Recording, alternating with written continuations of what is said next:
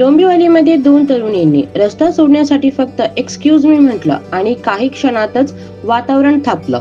नेमकं काय घडलं जाण्याआधी HSN मराठी न्यूज चॅनलला सबस्क्राईब करायला विसरू नका, जेणेकरून अशा महत्त्वाचे अपडेट्स तुम्हाला मिळत राहतील.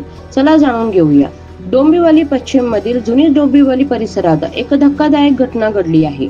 दोन तरुणींनी दुचाकीने पार्किंग कडे जात असताना रस्त्यावर उभ्या असलेल्या तीन तरुणांना एक्सक्यूज मी असं म्हणत बाजूला होण्यासाठी सांगितलं.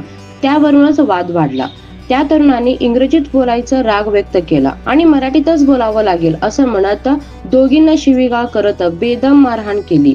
अनिल पवार, बाबासाहेब डबाळे आणि रितेश डबाळे यांच्या विरोधात विष्णुनगर पोलीस ठाण्यात तक्रार दाखल करण्यात आली आहे. या वादात दोन्ही इमारतीतील नागरिकही सहभागी झाले आणि मोठा गोंधळ झाला. काही जणांनी काट्यांनी एकमेकावर हल्ले केले. संपूर्ण घटना कॅमेऱ्यात कैद झाली असून तिचा व्हिडिओ सोशल मीडियावर व्हायरल होत आहे. पोलिसांनी अदखलपात्र गुन्हा नोंदवला आहे. मात्र एवढ्या किरकोळ कारणावरून हिंसाचार का झाला हे पोलीस तपासात आहेत. यामागे पूर्वीचा वाद होता का, की ही फक्त भाषेचा अभिमान म्हणून झाली मारहाण?